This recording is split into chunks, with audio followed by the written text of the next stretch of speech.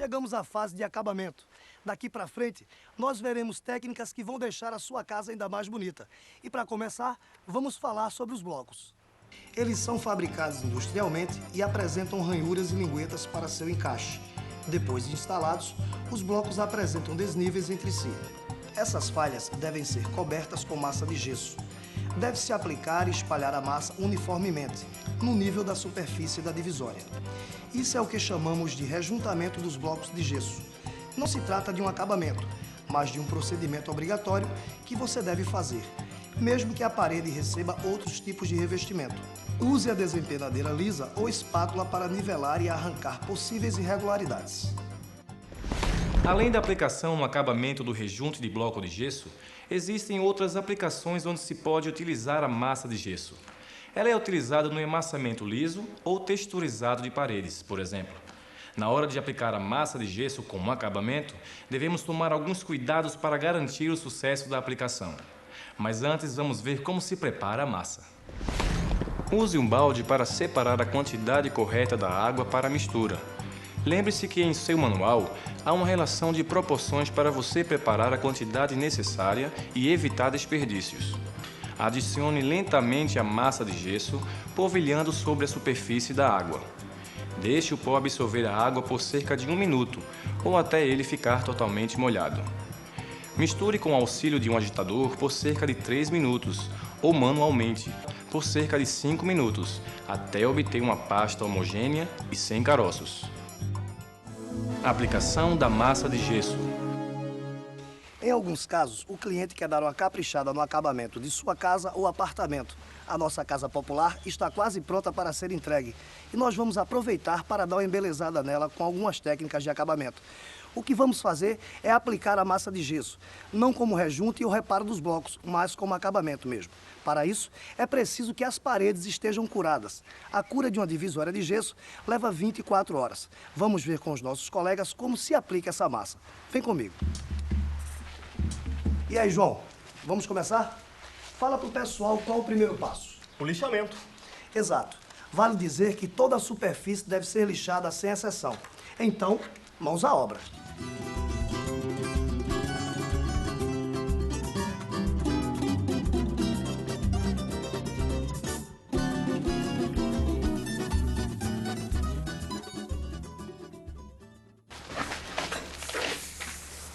Bom trabalho, hein, gente? Agora é só limpar essa poeira.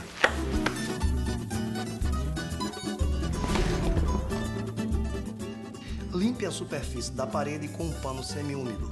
Elimine as partes soltas com a ajuda do desempenho de aço. Antes da aplicação da massa de gesso, é necessária a aplicação de um fundo preparador ou selador sobre as divisórias de gesso. Isso facilita a aplicação da massa e evita defeitos futuros, como bolhas ou manchas.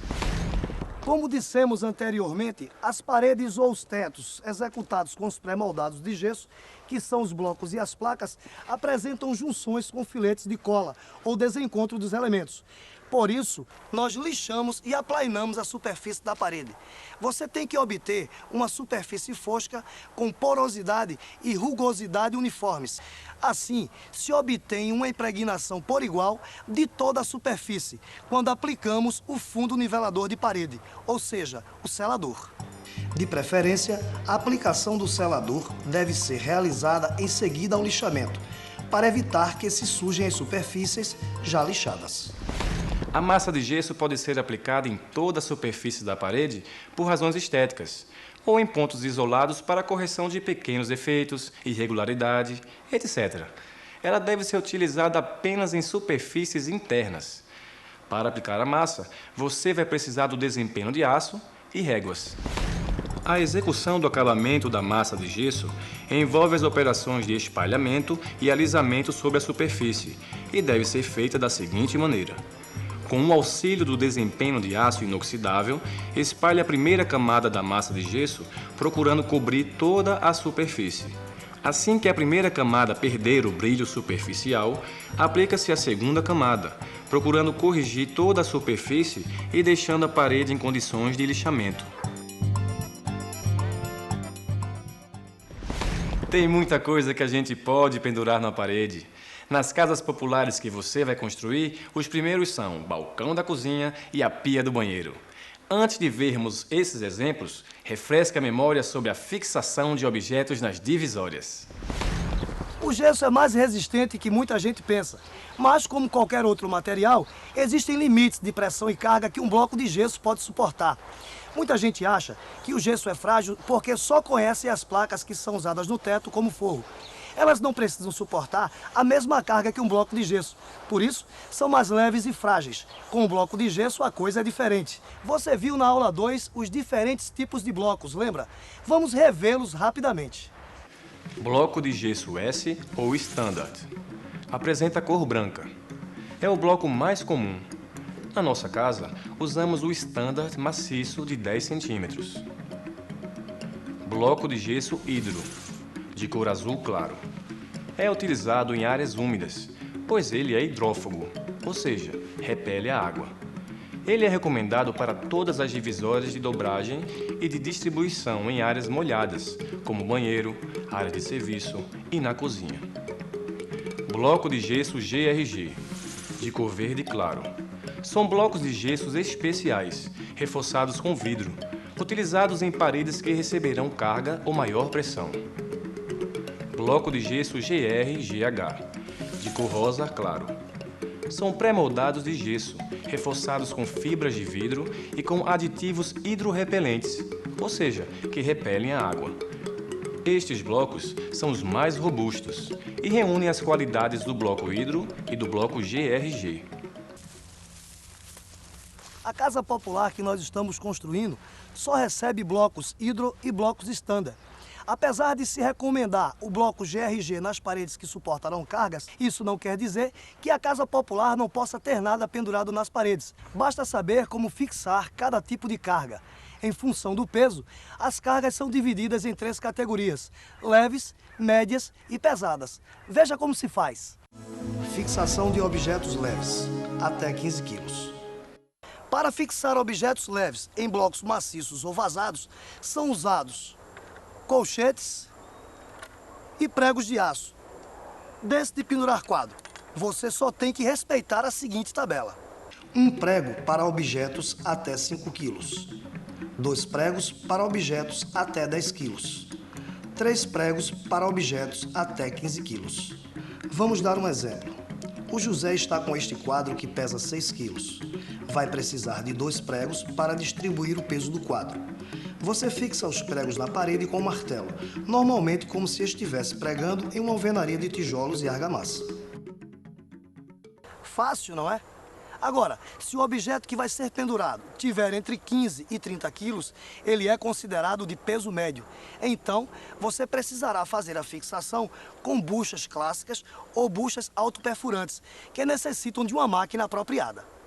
Para isso, use uma furadeira, assim como se faz com uma parede de tijolos. Agora, se o objeto pesa mais de 30 quilos, já é considerado pesado. Aí você pode fixá-lo de 2 maneiras. Observe. Fixação transpassante metálica. Vamos fixar os armadores de rede nas divisórias. Para isso, usaremos o ponteiro e a cola de gesso. Depois de marcar o exato local desejado, fure a parede até o outro lado. Fixe o armador no local, depois dê o acabamento com a cola de gesso. Espere secar por 24 horas. Após a secagem completa da cola, a rede já pode ser usada.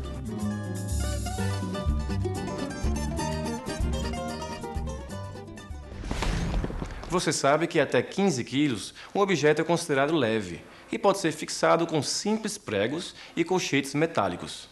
E sabe também que entre 15 e 30 quilos, o objeto é considerado de peso médio e pode ser fixado com buchas. Se o objeto for pesado, é preciso usar um dos métodos que acabamos de ver. Mas se a partir de 30 quilos o objeto é pesado, qual é o limite de peso que uma divisória aguenta? Veja o que diz o Antônio. Olha, pessoal, o limite de carga para uma divisória de gesso é tão incerto quanto para uma parede de alvenaria clássica. E uma prova disso eu vou dar agora. Chega aí, pessoal. Isso, vamos sentar aí na rede. Juntos, nós temos aproximadamente 240 quilos. E como você vê, a parede suporta com segurança. Vamos lá, pessoal. Apesar de instalar apenas algumas peças na fase da obra, como o balcão, por exemplo, lembre-se que você é um gesseiro, e gesseiro tem que entender tudo sobre o gesso. No futuro, talvez você precise instalar outro tipo de objeto, num apartamento, numa galeria de arte, numa loja. Por isso, guarde bem a classificação do peso dos objetos e siga as regras. Veja agora a instalação do balcão de cozinha. Vamos instalar o balcão da cozinha. Aqui encontramos uma maneira muito simples. Vamos usar 2 mãos francesas e buchas de expansão.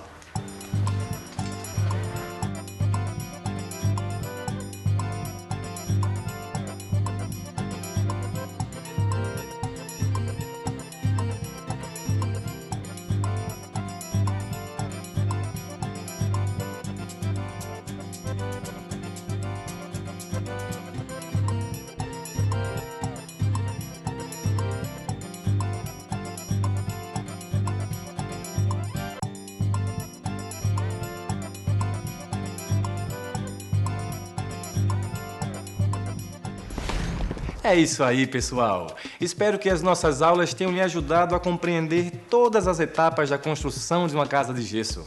O seu manual fica com você para a hora em que aquela dúvida pintar.